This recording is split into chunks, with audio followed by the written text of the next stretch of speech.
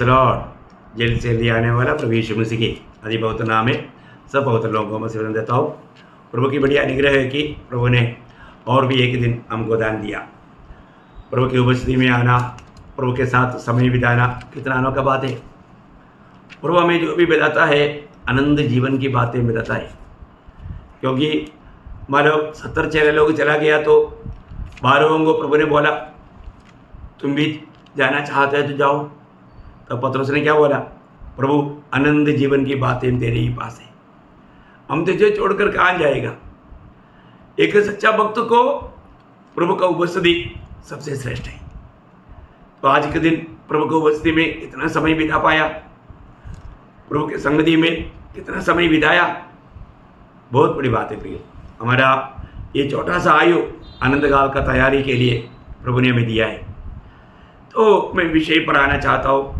पिछले दिनों में हम लोग मृत्यु के बाद का जीवन का बारे में देख रहा था। तो उसमें हमने देखा 2 प्रकार का मृत्यु है। एक प्रभु यीशु मसीह में मरना या भक्तों का मृत्यु, और दूसरा पाप में मरना या पापियों का मृत्यु। ये दोनों मृत्यु का अलग अलग बातें हमने देखा। भक्तों का मृत्यु का 12 विशेषता हमने देखा, और पापियों का मृत्यु का 7 बातें हमने देखा। आज मैं आपको ये मृत्यु के बारे में, अभी मृत्यु पाने वाला एक व्यक्ति को दुखी होना चाहिए क्या है, ये एक दर्दनाक बात है क्या, इस विषय में आपको थोड़ा प्रकाश डालना चाहता हूँ। क्योंकि हमको सबको एक दिन मृत्यु का सामना करना है।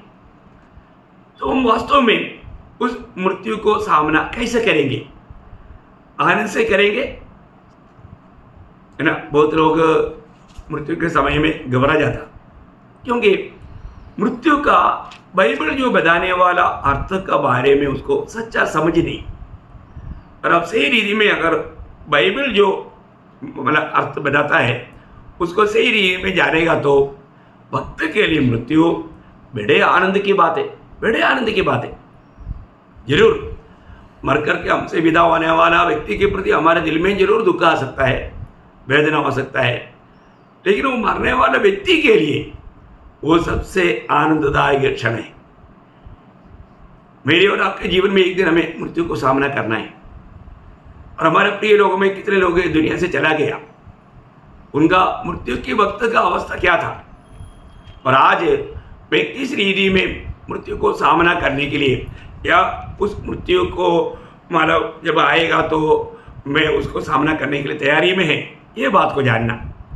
तो आज मैं आपको जो बताना चाहता हूँ, मतलब एक मरने वाला व्यक्ति को मृत्यु आनंद प्रदान करने वाला विषय है क्या है। जो मरने जाने वाले व्यक्ति को मृत्यु आनंद देने वाला एक बात है क्या है। अभी हमने जैसा प्रभु में मरने वाले व्यक्ति के बारे में हमने देखा था कि वो प्रभु के लिए मूल्यवान है, वो एक विश्राम है, वो एक निद्रा है, वो मृत्यु लाभ है, वो मृत्यु सबसे अच्छी बात है, वो धन्य अवस्था है, उस मृत्यु में आशा है। ऐसा भक्त का मृत्यु के बारे में हमने बहुत सा विशेषताएं देखा। इसका मतलब बाइबल बोलने वाला मृत्यु जरूर एक बहुत बड़ा आनंद की बात है। तो ऐसा है तो इस मृत्यु हम आनंद मना पाएंगे क्या, उसका सही प्रकार का अर्थ जानना। मैं मृत्यु के बारे में बाइबल जो कहता है, वो बाइबल कैसा मृत्यु को देखता है, या यीशु मसीह उसको कैसे देखा, वो बात मैं आपको बताना चाहूँगा। मृत्यु वो एक निद्रा है। मृत्यु एक निद्रा के रूप में प्रभु ने बताया।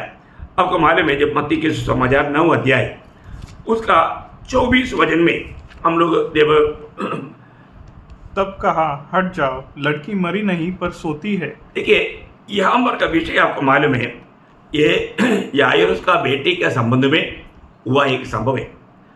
याइरोस प्रभु के पास आया, तब प्रभु को बोलता है, प्रभु मेरा बेटी बहुत सीरियस अवस्था में है और आप उसको छुएगा तो। मत्ती में वो मर गया बोलता है, अभी मरा, लेकिन मरकुस में बोलता है वो बहुत सीरियस बीमार अवस्था में। और जब वो याइरोस का घर की ओर जब जा रहा था तब घर से लोगों ने आकर बोला, अभी प्रभु को, गुरु को क्यों तकलीफ देता, मरकोस में लिखा, क्योंकि वो मर गया, अभी आने से कोई फायदा नहीं। लेकिन प्रभु उस समय में भी बोलता है कि डरो मत, तुम डरो मत, विश्वास कर। और प्रभु उनका घर में गया और वहाँ पर लोग रो रहे थे। उनको बोला, बेटा अभी निद्रा में है। उन लोग एकदम मजाक रीति में प्रभु की बातों को देख करके मानव उनको देखने लगा। तब प्रभु ने मानव उसको थबीदा खूमी ऐसा बोल करके उसका हाथ पकड़ के उसको खड़ा किया। 12 साल का बच्चा जिंदा हो गया। अब देखिए वो प्रभु ने क्या बोला, वो निद्रा में है, वो सोया हुआ है, सोया हुआ उसको जगाने के लिए यीशु मसीह आया। देखिए अभी यही बात लाजर के बारे में हमने पिछले दिन में वो बात को देखा था। यूहन्ना 11 अध्याय का 11 वचन में अपने चेलों को यीशु मसीह लाजर का विषय में, यूहन्ना 11 अध्याय का 11 वचन, उसने ये बातें कही और इसके बाद उनसे कहने लगा, हमारा मित्र लाजर सो गया है। सो गया है। देखो हमारा मित्र लाजर सो गया। तब चेले लोग उनको क्या बताता है, परंतु मैं उसे जगाने जाता हूँ। हाँ। तब चेलों ने उससे कहा, हाँ। हे प्रभु, यदि वो सो गया है हाँ। तो स्वस्थ हो जाएगा। हाँ। यीशु ने तो उसकी मृत्यु के विषय में कहा था, परंतु वे समझे कि उसने नींद से सो जाने के विषय में कहा। हाँ देखा, मतलब चेला लोगों ने क्या सोचा कि वो अभी नींद में है, मतलब इसलिए अभी उसको जगाने की कोई जरूरत नहीं। पर तो यीशु मसीह जो बोला वो मर गया, वो मर गया है, लेकिन मैं उसको जगाने जा रहा हूँ। तो यीशु मसीह के लिए वो मृत्यु क्या है, सिर्फ एक निद्रा है, निद्रा है। प्रियो, हमें प्रभु का दृष्टिकोण से इन बातों को समझना, क्योंकि हम प्रभु के लोग हैं। हमारे भी जीवन में एक दिन वो निद्रा आएगा। वो प्रभु का दृष्टि में वो एक मृत्यु नहीं, वो एक निद्रा है। इसलिए हमारे बाइबल में आपको ये जानना बहुत जरूरी बात है कि पुराना नियम में हो, नया नियम में हो, कि मृत्यु को सिर्फ एक निद्रा करके बताया। निद्रा है, मृत्यु एक प्रभु का दृष्टि में वो एक निद्रा है। हम लोगों ने जब पहला थिस्सलुनीकियों 4 अध्याय है उसका 13 वचन में पौलुस कहता है ना, हे भाइयों, हम नहीं चाहते कि तुम उनके विषय में जो सोते हैं अज्ञानी रहो। देखा, जो सोते हैं, यहाँ पर मर गया वो लोगों के बारे में बोलता है, जो सोते हैं उनके बारे में तुम अज्ञानी नहीं होना, तुम्हें उसका ज्ञान होना। बहुत बड़ी बात है प्रियो, है उसका 16 वचन, क्योंकि प्रभु आप ही स्वर्ग से उतरेगा और उस समय ललकार और प्रधान दूत का शब्द सुनाई देगा और परमेश्वर की तुरही फूकी जाएगी और जो मसीह में मरे हैं वे पहले जी उठेंगे। तब हम जो जीवित और बचे रहेंगे उनके साथ बादलों पर उठा लिए जाएंगे। देखा, अब यहाँ पर ये बात को समझने के लिए वहां पर लिखा है कि जो मर गया हुआ लोग, लेकिन प्रभु का दृष्टि में क्या है, वो सोया हुआ है। देखिए बहुत बड़ी बात है। आपको मालूम है जब प्रभु यीशु मसीह दुनिया में था उस समय में 3 बात इंसिडेंट मृतकों को जिलाए वो बात बताया है। एक लूका 7 अध्याय में मतलब नईन का विधवा का एकलौता बेटा वो उनको जिलाया प्रभु ने, और दूसरा याइरोस का बेटी, और तीसरा लाजर। ये तीनों 3 जगह में था, 3 स्थान में था, है ना।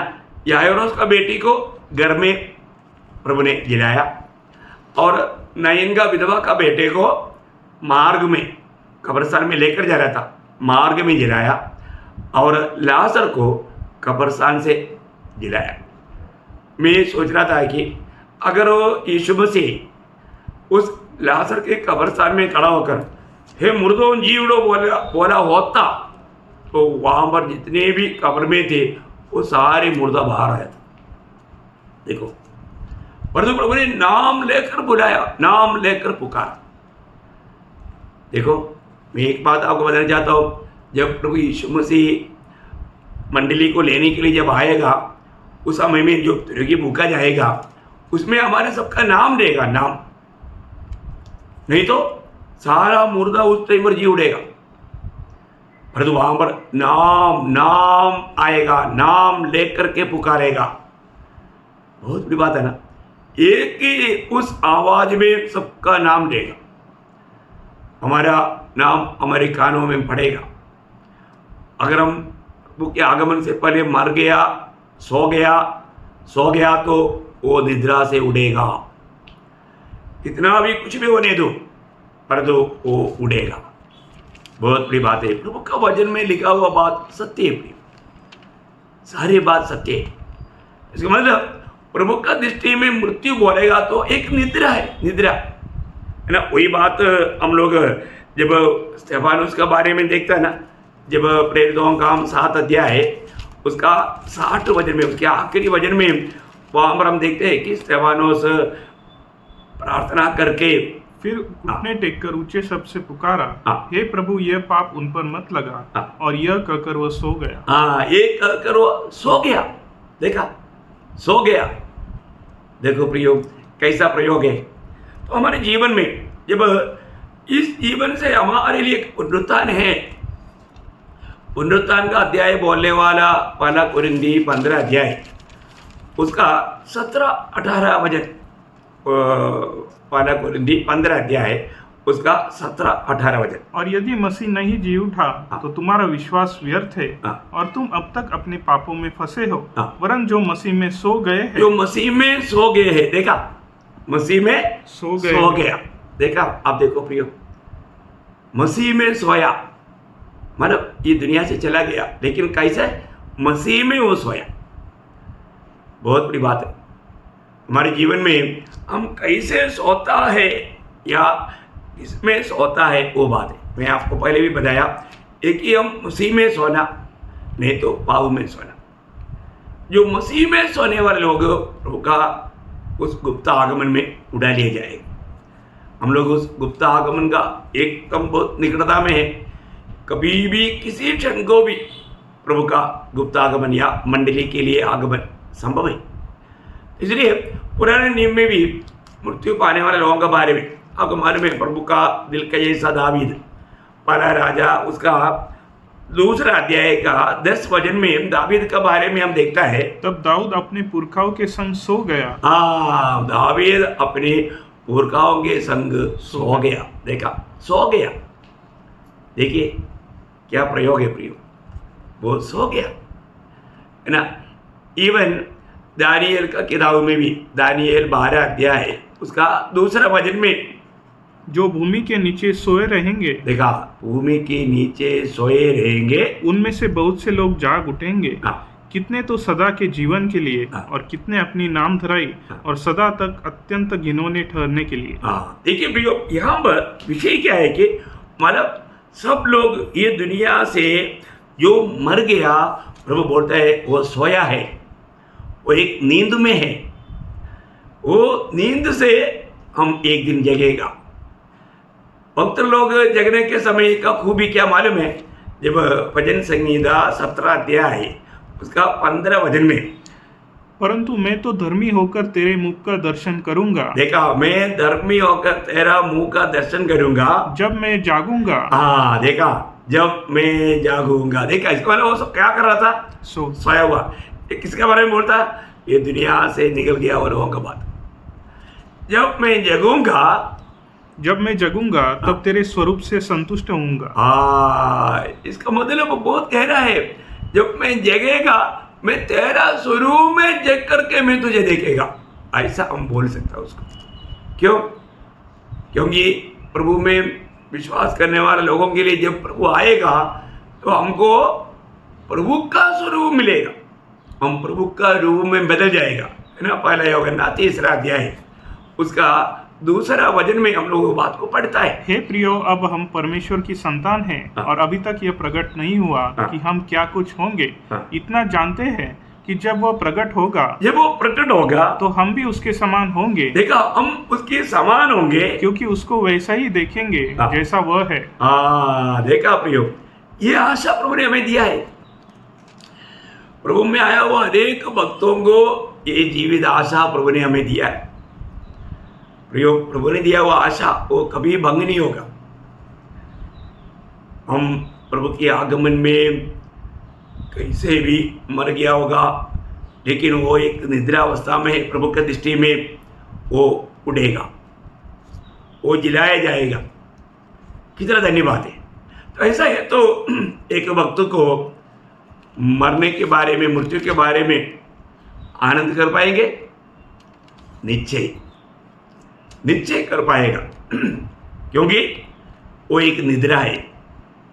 दिन भर के कामों से हमें छुटकारा मिला हुआ है ना, आराम करने वाला एक सुगंधदायक निद्रा, एक अच्छा सवेरे का इंतजार में आराम करने वाला एक अनुभव, ये एक भक्त का अनुभव है करके हम लोग मृत्यु के बारे में देखता है। तो ऐसा है तो एक भक्त के लिए निद्रा आनंददायक बात है। दूसरा बात, जब हम देखता है मृत्यु बोलेगा तो हमारा एक नया घर का प्रवेश नहीं, घर में प्रवेश होना, एक नया घर में प्रवेश होना। पुराना घर से नया घर में, पुराना टूटा फूटा घर से या झोपड़ी पट्टी से एक राजमहल की ओर प्रवेश होने वाला एक सुंदर दिन है मृत्यु, है ना। जब पौलुस उसका बारे में 2 कोरिन्थी 5 अध्याय उसका पहला वचन में कहता है, क्योंकि हम जानते हैं कि जब हमारा पृथ्वी पर का डेरा सरीखा घर गिराया जाएगा तो हमें परमेश्वर की ओर से स्वर्ग पर एक ऐसा भवन मिलेगा जो हाथों से बना हुआ घर नहीं परंतु चिरस्थायी है। देखिए कितना अनमोल बात है।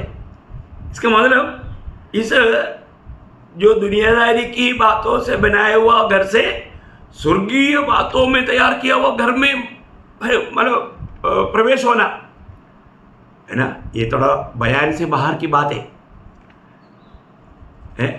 स्वर्गीय शरीर, ये दुनिया का ये शरीर जो है अभी वो कितना पुराना हो गया।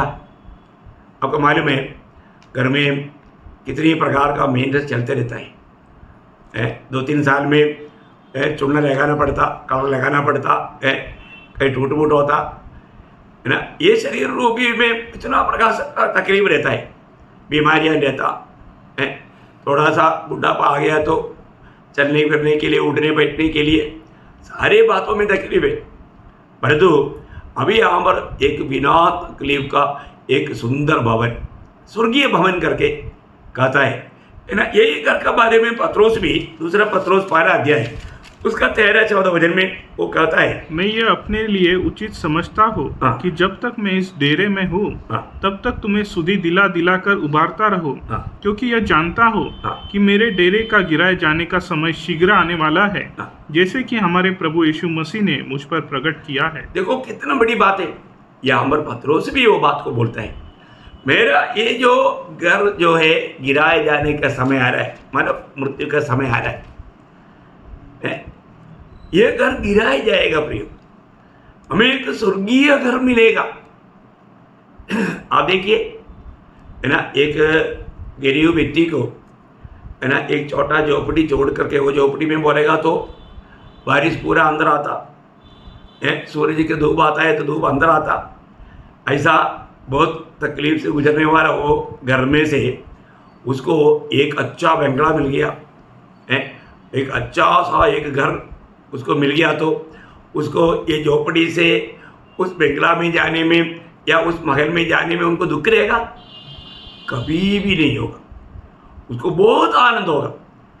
ये दृष्टांत उसका तुल्य नहीं है, क्योंकि छोटा रीति में मैं बता रहा हूँ प्रियो, प्रभु के ओर से मिलने वाला वो भवन, उसका बात एक छोटा सा बहुत बात है वर्णन है, लेकिन 1 कोरिन्थी 15 अध्याय उसका 54 वचन का शुरुआत पढ़ना।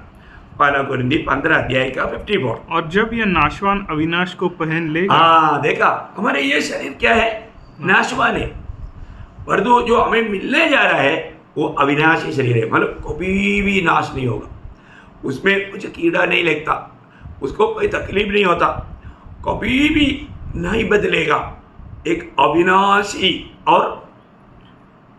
और ये मरणहार अमरता को पहन अमरता को फिर कभी भी मरेगा नहीं, अमरता को कभी भी मृत्यु छू नहीं सकता उसको।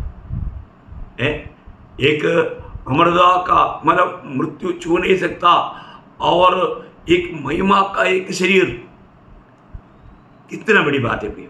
मैं इसलिए आपको बोला यीशु मसीह के जैसा शरीर, उस शरीर में आपको कहीं भी जाना है तो आपको कोई गाड़ी घोड़ा फ्लाइट की जरूरत नहीं। आपका मन में आप जैसे सोचता है उसी के अनुसार, अभी मैं न्यूयॉर्क सोचेगा तुरंत न्यूयॉर्क, अभी मैं तीसरा स्वर्ग सोचेगा तुरंत तीसरा स्वर्ग। इतना स्पीड में चलने वाला एक शरीर, क्या बात है। अब इसको कैसा हम शब्दों में समझा पाओ प्रियो।